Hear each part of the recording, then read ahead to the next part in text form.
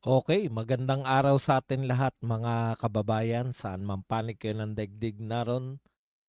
Ito na naman tayo sa another episode ng ating vlogs, Badong Aratilis po. Pag-uusapan natin ngayon, ito po, no, sasagutin po natin itong mga banat ni Auntie Claire at saka si Bato po. Bato at nakipaglokohan po, no, kay Senator Ping Lacson. Sabi po ni Senator Bato, hihigitan, ah, lalagpasan o hihigitan po ni Senator Bato yung kung gaano po katagal be-break niya yung record ng pagtatago ni Ping Lacson. At siyempre pa yan, sasagot po nga tayo ng mga banat ni Auntie Claire. Yan po mga pag-uusapan natin, pero bago yan, kung bago ka pa lang dito sa ating channel, mag-subscribe ka na. Dahil ito lang ang tanging channel na may kinikilingan, may pinapanigan, una sa balita, uli sa impormasyon, kaya ano pang hinihintay nyo? Pindot na, okay. Likes lang po. Emil Darimla. Yan. Likes lang po tayo at mag-start na po tayo. Okay. Simulan na po natin to. Teka lang, ayos ko lang tong unahin na natin to si Auntie Claire para hindi po tayo malito mamaya. Unahin na po natin yung mga nakakalito sa atin. Pakinggan po natin ang mga banat ni Auntie Claire sa kanyang press con. Panahon po ay dadalasan po natin tong ganito. Banat Auntie Claire. First question, Eden Santos, Net25. Eden Santos agad. Yusek, good morning po.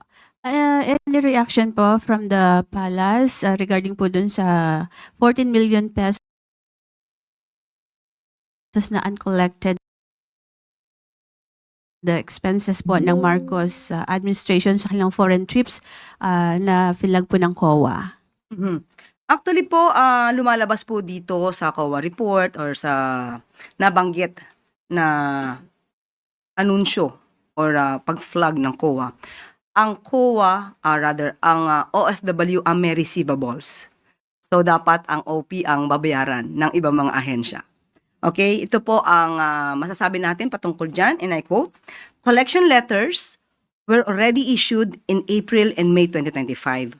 Of the said amount, 7,887,555.64 or 55% were already collected to date. The OP consistently monitors the outstanding bills through monthly aging report and sending of collection demand letters. End of quote.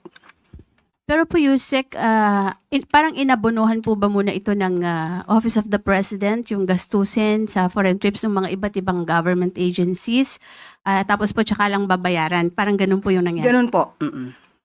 Ganun po ang nangyayari. So hindi pa po sila Kasi kailangan pong bayaran. Kasi kung hindi mo nababayaran, hindi po aandar ang pagtrabaho ng Okay, narinig nyo po kung paano po nila paliwalain yung pagpa-flag ng COA, no? Kung pakikinggan nyo po, sabi po, tinanong po siya, ano po yung masasabi nyo dun sa plinag kayo ng COA na merong 14 million na hindi pa po na isosoli o hindi pa po nakiklear ng OBP, ng OP, Office of the President sa COA. Dito po pumapasok yung double standard. Pagdating po, pag napa-flag po yung mga ahensya po ng pamahalaan, lalo na po yung Office of the President.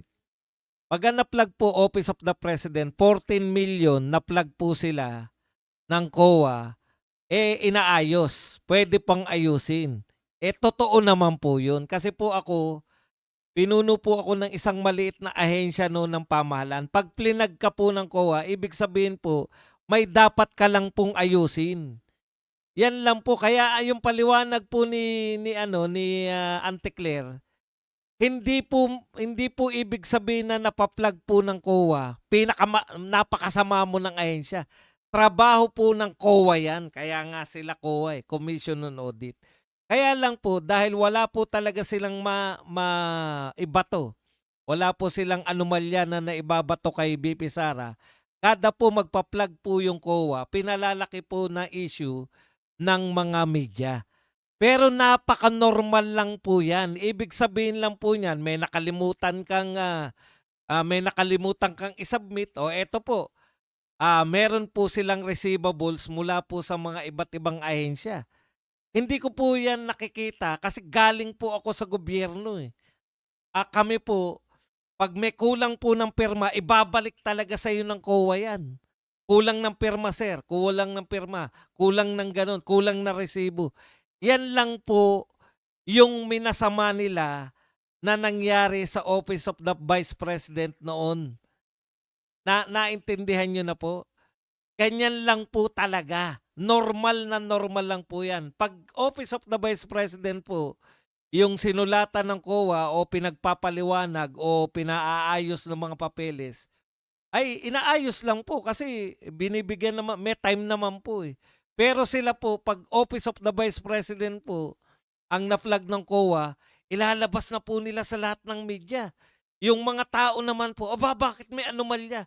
Hindi po anomalya yan. Naiintindihan nyo po? Pag na-clear ka na ng COA, ibig sabihin, bago ka ma-clear, pinubusisi po ng COA yung mga papeles. Uy, meron pang mga hindi na isosole, hindi na iaayos itong Office of the Vice President. Hindi ko po babanatan yung Office of the President dahil normal lang po yan eh. Kaya lang yung double standard po ng ating media, yung normal po na gawain ng COA na mag-flag po, alimbawa po, hinihingan po ng papeles. Kasi normal na normal po yan. May nakalimutan pong i-attach na papeles. May nakalimutan pong i-attach na resibo. Kaya po yung COA nariyan, yan po yung trabaho nila. Busisiin lahat ng papeles, busisiin lahat ng resibo, busisiin lahat ng pirma. So wala pong anomalya dyan. Ang problema po, dahil nga sa double standard, kita nyo nakangiti pa si Ante Claire nung sinasagot, wala naman pong problema dahil maisosoli naman yan, maibabalik naman yan. Ganun naman pala eh. Bakit pag si BP Sara mayroong sulat galing sa COA, minamalaki ng media. Mamaya po, bibigyan ko kayo ng halimbawa. Ito, 14 million. Baliwala lang kay Ante Claire, nakangiti pa po. Yung ngiti niya sarcastic. Walang problema dyan. Pero alam niya kasi, yung ginagawa nila kay BP Sara, na kada merong mapaplag, kada merong sulat galing sa COA, parang pinalalabas nila na may anomalya. Ganun po lang talaga yun. No? Ganun lang talaga. Okay. Punta na po tayo sa papang katanungan kay Ante Claire. I-advance na po natin.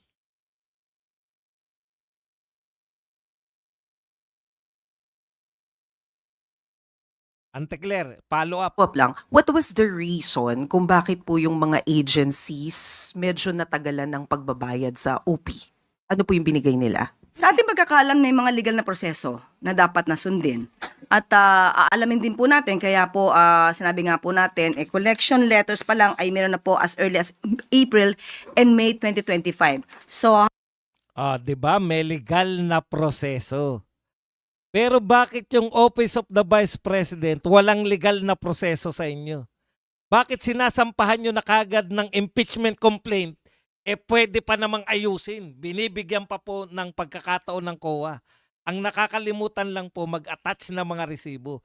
Pag Office of the President po, may legal na proseso. Pero pag Office of the Vice President, walang illegal.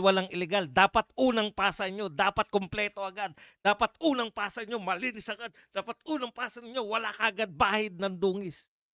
Utot nyo. Napaka-normal po niyan. Kahit ano pong ayos namin sa opisina, pag kami po nagpapasa o kompletohin nyo yan, tignan nyo kung may kulang. May kulang. Kasi ganyan po kakapal yung ipapasa mo. Kami lang yan, maliit na ahensya. Ganyan kakapal ang ipapasa mo. May makakalimutan kang pirma, may makakalimutan kang resibo, may makakalimutan kang Xerox copy. Ang ginawa po nila sa Office of the Vice President, ganyan po. Pinalaki nila yung mga issue kasi wala namang alam yung mga tao. Ay, naku, may anomalya pala. O kita nyo, pilinag ng COA. Hindi po ibig sabihin ng pagpa-plug ng COA ay masamang tao na yung pinuno ng ahensya, magnanakaw na. Hindi po. Unless nasabihin ng COA na ninakaw ni BP Sara yan at kinakailangan niyang isoli, dun lang po pwedeng tawagin magnanakaw. Ngayon po, officially po, ano po ang sabi ng COA sa Office of the Vice President? Cleared. Walang anomalya. Di po ba nakakahiya? Ginapang po ninyo, pinalaki po ninyo sa media na parang may mga anomalya yung mga 125. Sa totoo lang po, wala naman po pala talagang anomalya. Sila po pwede pong due process, pwede pong may proseso ng batas. Tignan niyo po sagot niya. At Ulitin na natin. aalamin din po natin, kaya po sinabi nga po natin na dapat na sundin. At aalamin Magandang umaga po, Yusek. Yusek, follow up lang. What was the reason kung bakit po yung mga agencies medyo natagalan ng pagbabayad sa OP? Ano po yung binigay nila? sa ating pagkakaalam na yung mga legal na proseso na dapat na sundin. Okay. Sa Office of the President, may legal na proseso na dapat sundin. Hindi masama yung ma-delay. Pero sa Office of the Vice President, hindi po pwedeng may makalimutan kang resibo. Hindi po pwedeng may makalimutan kang pirma. Dahil anomalya po yan. Nakikita nyo po, yung proseso po ng COA, talaga pong ganyan, mabusisi. Nakanta ka nga ako sa COA, sa maliliit na ahensya. Pag mga maliliit na isang eskwelahan, bubusisiin lahat ng papeles. Pero nakakalusot po sa kanila na may tatak po na completed. Yung isang ghost project, may tulay, completed. Wala namang tulay. Mayroong flood control, completed. Wala namang flood control. Nagtataka po kami sa COA. Pag yung mga maliliit po, mga barangay po, sinuri nila. Pag yung eskwelahan po, maliit na eskwelahan, lahat po ng papeles doon, grabe po, suring-suri. Pero pagdating po sa DPWH, nakapagpatayo ng ghost project, ay wala pa lang naipatayo, kaya nga ghost project. Mayroong ghost project. Hindi po nila nakita, hindi po nila nabusisi. Ganyan po ang COA natin. Normal lang po yan. Kaya nga magmula ngayon, iisipin nyo po, pag may lumabas po sa media, may anomalya ang BP, bibigyan ko kayo ng halimbawa mamaya. Pag may lumabas po sa media na may anomalya na naman sa Office of the Vice President, hindi po anomalya yan. Unless nasabihin ng COA na may nawawalang pondo o mayroong pondong ninakaw at pinasosole, yun po yun. Pero hanggat wala po, ang sinasabi po ng COA so far sa OBP, cleared. Malinaw na malinaw po siguro. Kaya maganda yan pinasasagot natin. Next po. Next na pasagot natin dito sa Tukmolins na to.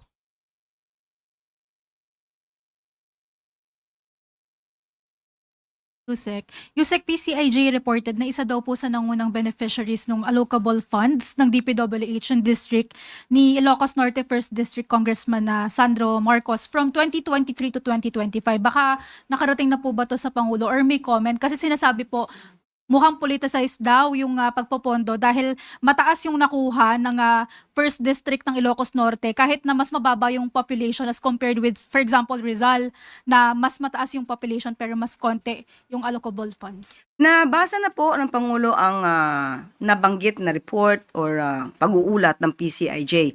But as of now, I cannot speak for in behalf of Congressman Sandro Marcos. At sabi naman po niya, siya po ang nagboluntaryo. Kung ano man po ang issue sa kanya, siya mismo ang pupunta sa ICI para maimbestigan po siya. Bigyan lamang po siya ng date para po magkaroon ng tamang schedule. Alam niyo po, panlilin lang po yan na imbestigahan ako. Ang binibintang po kay Sandro Marcos, ganito, pinakamalaking natanggap na allocable. Ang allocable po, ang meaning po ng allocable, yan po yung bagong pork barrel. Alam niyo po ba na pinagbawal na yung pork barrel ng Supreme Court?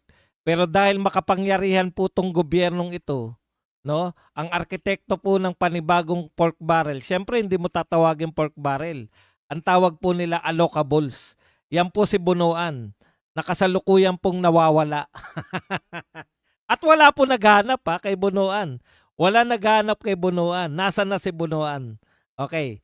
Ang tanong ko lang po, bakit nyo pinapayagan yung pork barrel samantalang ipinagbawal na po yan ng Supreme Court? Ikalawa kong tanong, bakit si ah, Sandro Marcos ang may pinakamalaking pork barrel sa lahat ng congressman? Siya po ba ang may pinakamalaking populasyon? Yung district po ba niya?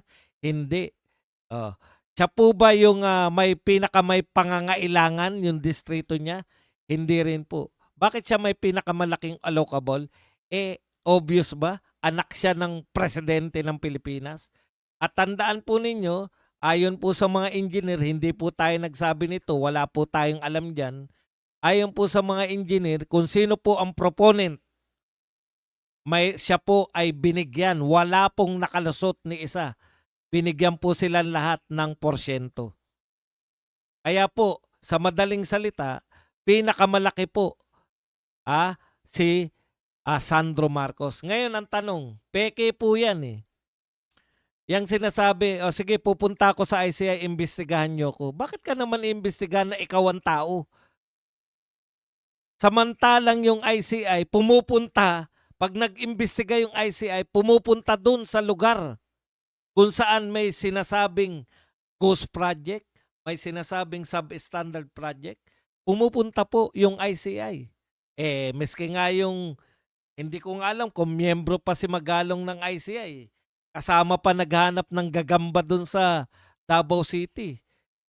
Ang ibig pong sabihin ng dapat kayong imbestigahan, dapat pumunta yung ICI dun sa Ilocos. Tapos tignan kung saan yung mga flood control project nito ni Sandro Marcos. Kasi may nagbibintang. Sino nagbibintang? Tayo ba? Hindi po. Ang nagbibintang po si Ilocos Sur, dating Ilocos Sur Governor Chavit Singson, na merong maanumalyang yung substandard na ghost at meron pang ghost project sa Ilocos Norte. Mismo dyan sa Ilocos District ni Sandro Marcos. Yun po ang imbestigahan nyo. Punta kayo doon, ICI. Hindi yung hintayin nyo si Sandro Marcos. Ano yung tatanungin nyo? Meron ka bang ninakaw? Wala po. Ang klaseng investigasyon yan. Makikita mo, kung may mga ninakaw yung mga tao na yan, pumunta kayo ron sa lugar. Katulad ng ginagawa ninyo sa Davao City. Tuloy natin yung mga sagot ni Auntie Claire. Presidente po, anong comment, Yusek, dun sa report? Alam naman po ng Pangulo na alam ni Congressman Sandro Marcos ang kanyang ginagawa at alam niya po kung paano ito sasagutin. Thank you. Follow-up question, Jean Mangalus, Philstar.com. Good morning. But would the palace be open to the possibility of a lifestyle check for the presidential son and the family given the allegations of corruption? Nandiyan na po yan. Wala mong pinagbabawal sa lifestyle check.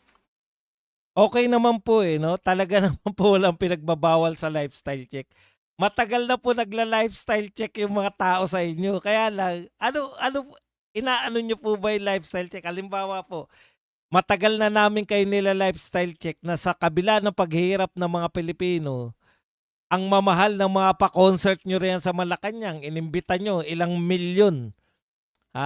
Ang imbita nyo isang gabi para mag-concert yung gurang-gurang. Nag-iimbita kayo ng mga fashion show. Nagpa-fashion show kayo dyan, sangkatutak na mga mamahaling artista ang iniimbitahan nyo para lifestyle check na po. Matagal na namin kayong pinupuna sa lifestyle check. Etong mga, alam mo, itong media talaga, wala rin eh. Kung ako po nagtanong niyan, payag po ba kayo sa lifestyle check? Katulad po niya, nanonood kayo ng concert na mamahalin. Nung tinanong ko bakit po kayo nanonood ng concert at naka-chopper pa? Unmissable yan eh. Hindi po pwedeng ma-miss. Ano pa bang lifestyle ang gusto nyong i-check namin? Na hindi pa namin binulgar. Yung lifestyle check na habang bumabagyo ba yun, yung nagpa-deliver sila na mga king crab? Ano pa bang lifestyle check yung gusto nyong gawin ng mga tao? Wala naman po kayong ipaparusa at hindi nyo naman ititigil yung karangyaan nyo sa palasyo. Kahit na anong lifestyle check namin, hindi naman kayo tumitigil.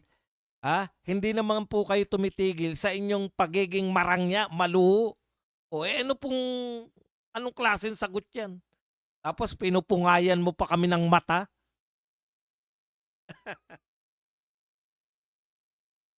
Para sinasabi ni Antek, sige mag-fact check lang kayo na mag-fact check. Ano pong connection ng pagpa-fact check kung hindi nyo naman babaguhin yung style nyo, yung maluho nyo pong style? Matagal na namin pinupuna yung pagiging maluho ninyo, tapos sasabihin nyo bukas kayo sa lifestyle check. Bukas nga kayo, hindi naman kayo nagbabago. Parang sinasabi, o sige, punahin nyo kami, di ba? Pero pag pinunan naman kayo, wala naman kayong gagawin.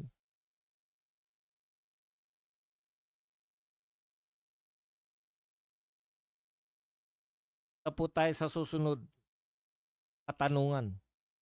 Po kami ng reaksyon ng Malacanang dun sa pagsuspende ng Kamara kay Congressman Kiko Barzaga. Decision po yan ng House of Representatives. So, yan po ay nalaman na po kung ano po naging decision. So, ginagalang po ng Pangulo kung ano man ang decision ng House of Representatives. Tama yan, di ba? Tama yan. Hindi ka nakikialam dahil spokes ka ng Pangulo, di ba? Pero bakit mo pinagtatanggol si Lisa Marcos sa maraming pagkakataon? Bakit mo pinagtatanggol si Martin Romualdez sa maraming pagkakataon? Pero pag nakasakit ang House of Representative, pag mukhang mali yung ginawa ng House of Representative, desisyon nila. Nakuha niyo yung double standard. Pag mga binabanatan si Martin Romualdez, pwede mong ipagtanggol. Hindi ba? Si Martin Romualdez. Bakit hindi mo ipagtanggol ngayon na tama yung ginawa ng mga congressman na suspendihin si Barzaga? Tuloy natin ang follow-up question ni ating mukhang matalino. Ang dating po kasi kay Congressman Barzaga ay sinuspindi siya. Bagamat Kamara yung nagpataw ng suspension ay sinuspindi siya ng Administrasyong Marcos na maraming kaalyado sa Kamara dahil doon sa pagiging critical niya sa presidente. Ano pong Correct. Correct na correct ka dyan, ating short hair. masasabi ng palasyo? So in other words, sinasabit niya ang pangalan po ni Pangulo dahil sa kanyang pagkakasuspindi. Yes po. Unang-una po yung mga lewd photos na kanyang pinost. Hindi naman po kasama ang Pangulo nung ito ay kanyang ginawa. Hindi naman kasama ang Pangulo nung ito'y pinost. At yung mga sinasabi niya mga Hindi tayo nagkakaunawaan, Auntie Claire. Binabanatan niya nga yung Pangulo. Bakit niya isasama yung Mr. President? Tama po kayo. Magpo-post po ako ng picture laban sa inyo. Tama naman po kayo. Ganun ba gusto? Binabanatan niya yung Pangulo. Bakit niya isasama yung Pangulo doon?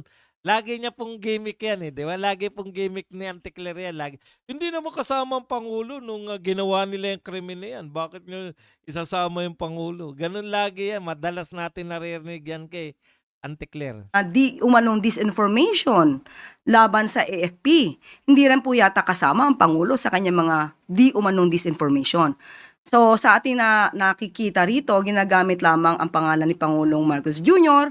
para ma-justify ang kanyang mga ginagawang disinformation. Antindi, no? O ngayon, total, nasabi mo na ang ginagawa niya ay di umano disinformation. In the first place, ikaw na rin ang umamin na hindi ka sigurado kung misinformation ba ang ginagawa kasi meron kang di umano, di ba? Bakit mo ginagamit, Auntie Claire, yung salitang di umano? Kasi abogada ka. Abogada ka di ba? Hindi ka tiyak ayon sa batas na sinumpaan mo bilang abogada. Hindi ka tiyak na ang ginagawa ni Congressman Barzaga, Kiko Barzaga ay paninira, disinformation. Kaya mo sinasabi na di umano. O kasi kung sigurado kang disinformation yan, sasabihin mo na disinformation yung ginagawa niya, wala yung di umano. Ngayon, kung ikaw na abogada, hindi mo natitiyak kung disinformation ba, bakit sususpendinin kung hindi naman disinformation? Tsaka kailan po, 'di ba? Bakit nyo sususpindin kung hindi kayo tiyak na disinformation? Dahil binabanatan si BBM? Kailan pa po bawal banatan ng Pangulo?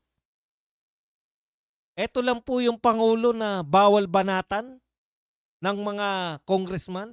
Hindi ba kayo sanay? Sanay kasi kayo na lahat ng congressman sumusunod eh. Ngayon lang po kayo nakarinig. For the first time, may 6 po na congressman na direktang tumututol sa inyo. Isama nyo pa po si Pulong at saka si Ungab na wala ron.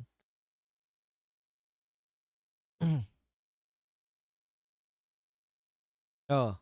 Anong gagawin nyo riyan sa 6? Sususpindihin nyo lahat? At ito po yung huli natin dito kay Auntie Claire.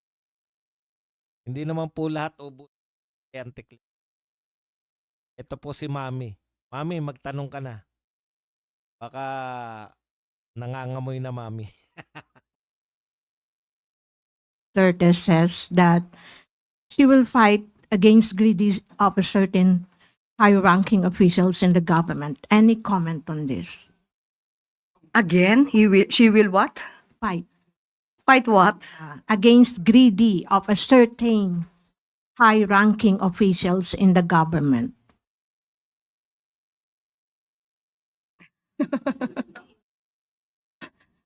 Sinong particular? Well, yan lang ma'am ang sinabi niya kasi parang hindi pinupunto niya ma'am na may mga certain greedy officials sa government. Okay, siguro unahin po muna natin sa OVP. Yun Yun lang po. Okay. Ano ba meron sa OBP?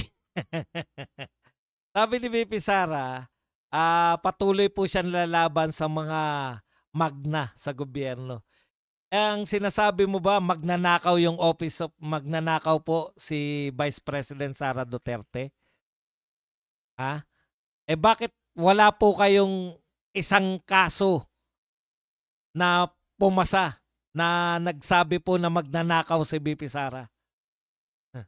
Magkano po ninakaw?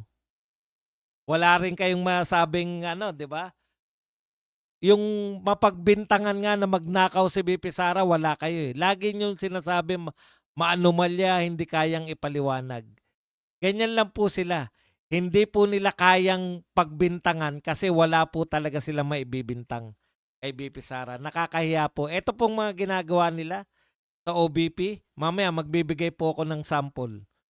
Thank you very much kay Pinay Pilipinas. Magkano kaya bayad kada buka ng bibig ni Auntie Claire? Alam nyo po, pilit na pilit po yung tawa ni Auntie Claire. Napunan nyo ba? Pinay Pilipinas, thank you very much. Magkano kaya bayad kada buka ng maruming bibig ni Auntie Claire, Tatay Buds? The dirtier, the merrier. I-lifestyle check din kaya itong PI na ito. Eh wala naman pong mangyayari dyan sa lifestyle eh. Kahit po, pinakita na nga natin. Ito po, lifestyle kay Martin Romualdez. Ilan po ang mansion ni Martin Romualdez? Ilan po ang mansion niya? Ilan po ang mansion niya sa Forbes Park? Ilan po ang mansion niya sa buong Pilipinas?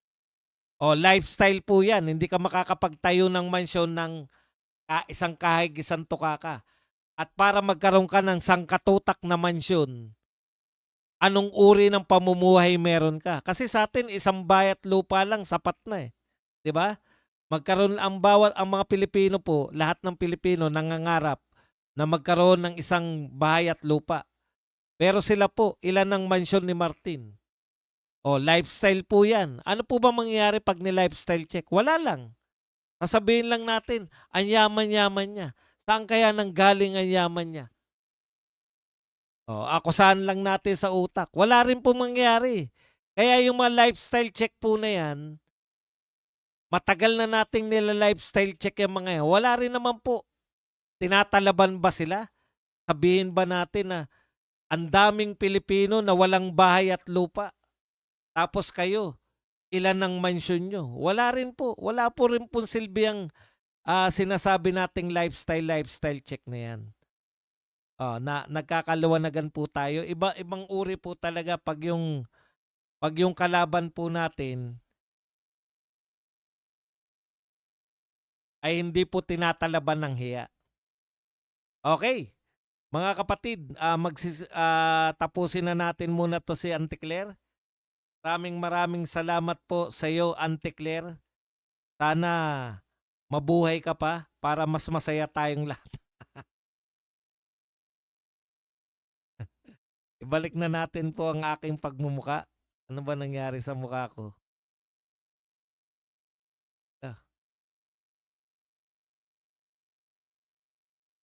Tatanggalin ko na to si Auntie Claire pero gusto ko munang ibalik yung aking pagmumuka.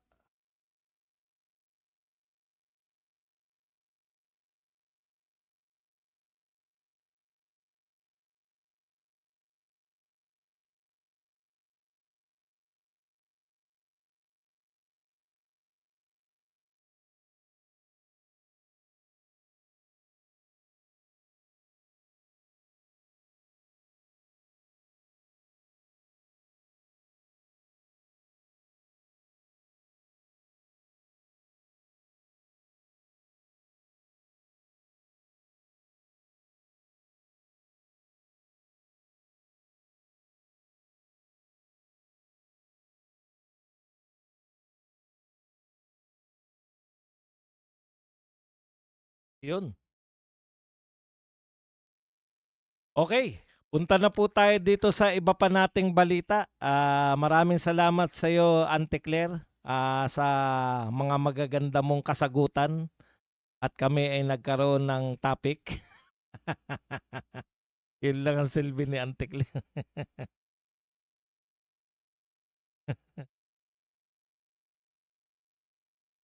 Kailang iayos lang po natin to para maging maayos din po yung pagmumukha natin. Punta na po tayo sa ibang mga reaksyon, sa ibang mga balita po natin. Sumagot na rin po si Inday Sara Duterte, VP Sara, dito po sa 500 pesos na Noche Buena. Sabi po ni Inday Sara, hindi totoo na kasya ang Noche Buena sa 500.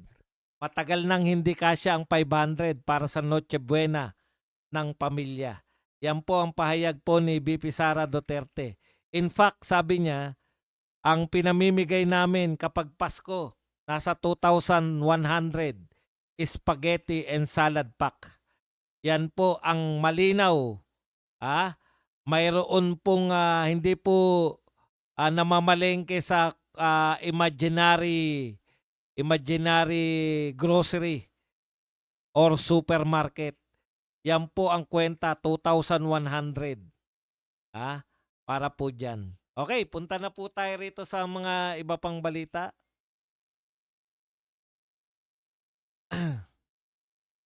Ito po. Ayon po kay Ping Lacson, nagkausap po sila ni Senator Bato. At sinabi po, niloko po siya ni Senator Bato na sa kanyang pagtatago, no? Sabi po ni Senator Bato ay mukhang tatalunin niya sa pahabaan ng araw ng pagtatago, no? Mas matagal daw magtatago si Senator Bato. Tatalunin niya yung record, i-break niya yung record ni Senator Ping Lacson. Nung si Ping Lacson ay nagtago po mula sa at least si Ping Lacson meron na pong meron na po siyang warrant of arrest. Yan po yung panahon kasi kalaban niya po si Gloria Macapagal Arroyo. At ito po yung natatandaan kong sinabi ni Ping Lacson nun. Kaya siya nagtago dahil wala naman siyang matatamong katarungan dito po sa pamamahala ni Gloria Macapagal Arroyo. Kaya ngayon yung mga nagsasabi po na bakit si Senator Bato ay nagtatago, akala ko ba matapang? Kung kino-question nyo po yung tapang ni Bato, wala na po tayong magagawa dyan. May tama na siguro kayo sa mga pag-iisip nyo. Kung sa tingin po ninyo ay duwag pa si Bato, wala na tayong magagawa dyan. Pero hindi po katapangan, no? Yung isurrender mo po, yung sarili mo, para po ikaw ay pagtraidoran ng yung kababayan. Pag ikaw po ay hindi natuto sa kasaysayan, pag ikaw po ay hindi natuto sa ginawa nila kay Tatay Digong, hindi po katapangan ng tawag doon. Kung hindi, daig mo pa po ang isang baliw, no? Kasi ginawa na nga kay Tatay Digong. Sino ba naman si Bato kumpara kay Tatay Digong? Kung nagawa po nila yan sa former president, kung nagawa po nila yan sa pinakamahal ng tao, sino po si Senator Bato kumpara po kay Tatay Digong? Mas lalo po nilang magagawa kay Senator Bato yan. Di po ba? Oh. Yan, bata pa si Bato. Magtatagal siya doon. Wala siyang kalaban-laban kasi wala pong pronouncement dito po sa gobyernong ito na pangangalagaan po nila yung karapatan na idadaan po sa korte ng Pilipinas si Senator Bato. Kung ang gawin po kay Senator Bato, hulihin at dalhin kagad sa dahig, mas sinasang-ayunan namin yung ginagawa ngayon ni Senator Bato na pagtatago. Okay, eto naman po, meron po si Tutasin. Sabi po ni Tutasin, yung naghahanap po kay Bato, ay magreklamo na lang daw po sa Ethics Committee ng Senate. Huwag ka na mahiya, Tutasin. Ikaw na magpatanggal kay Senator Bato. Nahihiya ka pa eh. Gusto mo pa, nang uudyok ka pa. Ha? Inuudyokan mo pa yung mga ibang tao para si Senator Bato ay magsampa ng reklamo sa Ethics Committee. Ikaw na mismo. Huwag ka na mahiya. Mas kapalan mo pa mukha mo. Eto na po yung sinasabi natin kanina na nagpa-flag na po ng COA. Ito po OBP gumastos ng 1.48 million para sa 7 CCTV units noong 2024. Yan, sabi po yan ng COA. Ngayon, ganyan po, pinaplag po ng COA. 1.48 million lang po yan kumpara po sa 14 million ng OP. Pero pag nakarating po kay Anticler yan, ikukundina na ni Anticler yan. Nakita nyo po yung double standard. Pag ang COA po, pilinag po, 14 million ng Office of the President, wala lang. Meron pong proseso ng batas. Yun po sinasabi ni Anticler. Pero tinitiyak ko sa inyo, pag eto tinanong kay Anticler, may 1.14. Grabe naman. Yan ang sinasabi nating maanumalya. Diba? Diba? Katulad po nito, kahit hindi na magbarong, ready na ba siyang magpaliwanag sa overpriced CCTV? Tignan nyo, overpriced CCTV na agad ang sinabi nila. Yan yung sinasabi po natin. Yung mga marunong po sa CCTV, 7 CCTV na high-tech, malamang high-tech yan, hindi ang katulad na CCTV natin sa mga bahay-bahay. 1.48. May anomalya ba o wala? Tignan, hanapin nyo po kung paano po makiklear dyan yung OBP. Yan pong mga maliliit na bagay eh. Tinitiyak ko sa inyo na lahat ng media dyan na po nakapokus sa 1.48 million. Kalimutan na natin yung trilyong ninakaw. Focus lang tayo sa 1 million lang. Yung 1 trillion, 2 trillion na yan, 2 trillion na, 1.2 trillion na ninakaw. Wag na natin intindihin yan. Marcos yan eh. Dito tayo sa Duterte, 1 million. Palakihin natin sa media, sabihin natin na mas malaki pa yan sa 1 trillion. Yung 1 million ay mas laki kaysa sa 1 trillion. Yan po gagawin ng mga yan. Hintayin lang natin. Tinitiyak ko yan sa inyo.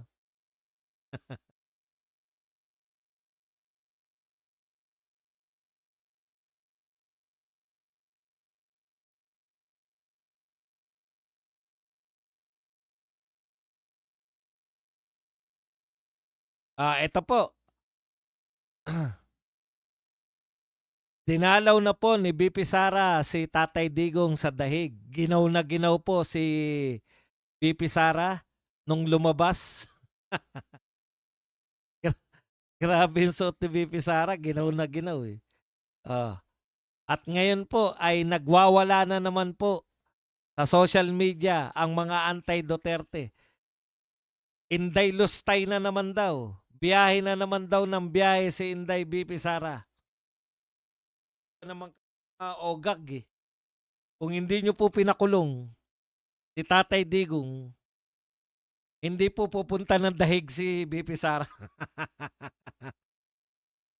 Hindi. Ano naman gagawin niya sa dahig kung hindi nyo pinakulong si Tatay Digong? Kaya po nasa dahig si BP Sara dahil pinakulong nyo po yung tatay. AFP, 252 ghost projects in 10,000 inspected. Alam nyo po, inutusan po yung AFP at saka yung PNP ng ating mahal na Pangulo. Mahal na Pangulo. Ano naman? At napatunayan po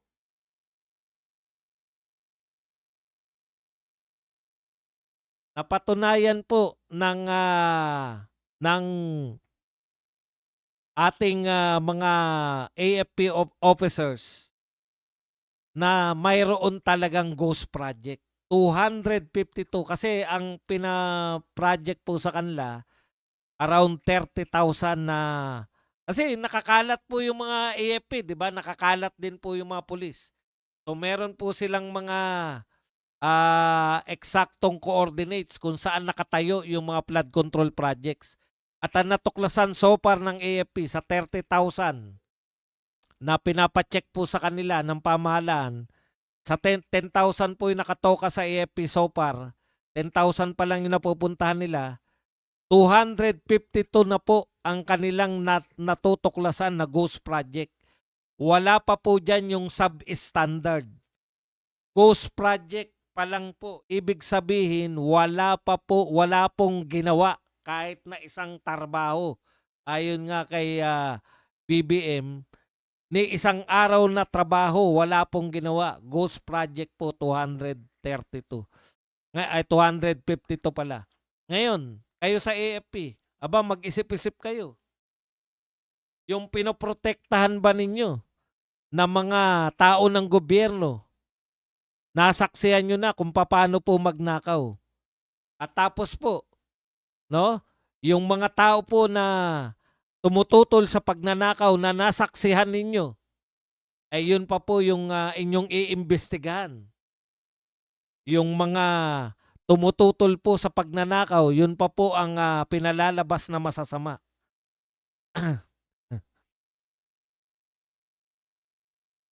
Yan po ang sawing palad na kalagayan po ng Pilipinas. Maski kayo mismo, nakita na po ninyo. Ang tanong, sana po, kung dumating po ang panahon na nag-clash na talaga yung interes ng taong bayan at interes ng pinoproteksyonan nyo, sana po, lumagay po kayo sa interes ng taong bayan at hindi po sa interes ng mga politiko.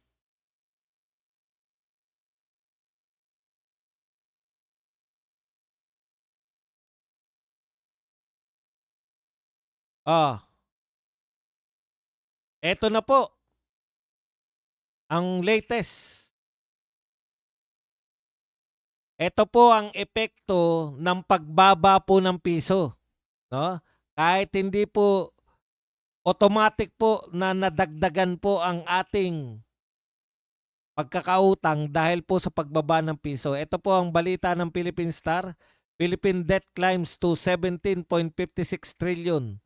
A weaker peso fuels the national debt to 17.562 trillion as of end to October. Treasury data show it nears the all-time high of 17.563 trillion recorded in July and exceeds the full-year debt projection by more than 200 billion. So ibig sabihin po, dahil po sa pagbaba po ng pahalaga ng piso, tumaas po ng 200 mahigit na 200 billion yun atin pong pagkakautang. Ganyan po ang epekto ng pagbaba po ng piso kasi marami po utang natin dolyar. So kung tumaas po ang dolyar, bumaba po ang piso, tataas po yung halimbawa po, kung dati po umutang tayo 56 ang palitan. naging umutang tayo, ang utang natin halimbawa ay 10 trillion na lang para madaling kwentahin. May utang tayong 10 trillion. Ang piso nun, ay mahirap din palang kwenta.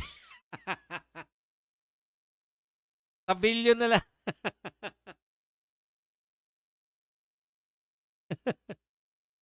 Mahirap magkwenta. Kayo na po bahala. Ibig sabihin, sa bawat $1 po na inutang natin, kung kunwari ang utang natin nun, 56 pa lang ang dollar, ngayon po ang dollar na po ay 59. Nadagdagan na po tayo ng 3 piso yung utang po natin. Kung tayo po ay may utang na 500 o 500 billion dollars halimbawa. Halimbawa lang to kasi hindi ko alam sa dollars yung utang natin. Kung may utang tayo na 500 billion dollars, kahit hindi natin dagdagan yung utang natin, 500 billion dollars pa rin, pero ang katumbas po nun, nadagdagan na po tayo ng 3 piso bawat $1. So madadagdagan po ng 3.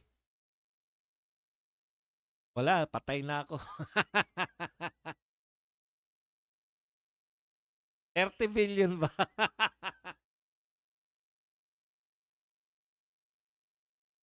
Ay hindi. Madadagdagan po ng 500 billion pesos. O times 3.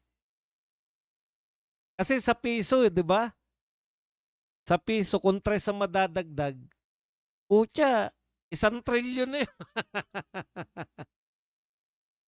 Wag na natin kwentahin. Basta, kada $1 mo, madadagdagan ka ng 3.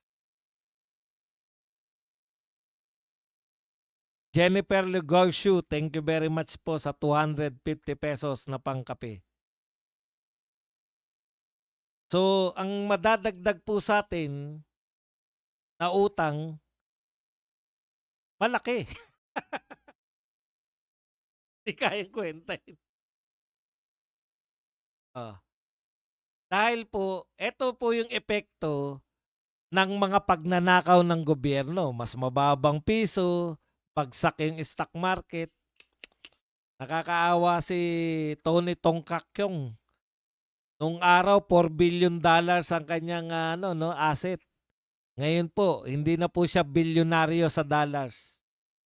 Yung may-ari po ng Jollibee. Marami pa rin kumakain sa Jollibee, mataas pa rin ang sales ng Jollibee, pero lugi po ang Jollibee. Hindi po dahil hindi walang kumakain. Kahit marami pang kumain, basta bumagsak ang stocks, lugi. 30% ang nalugi sa Jollibee. Yun na lang ang gawin natin sukatan.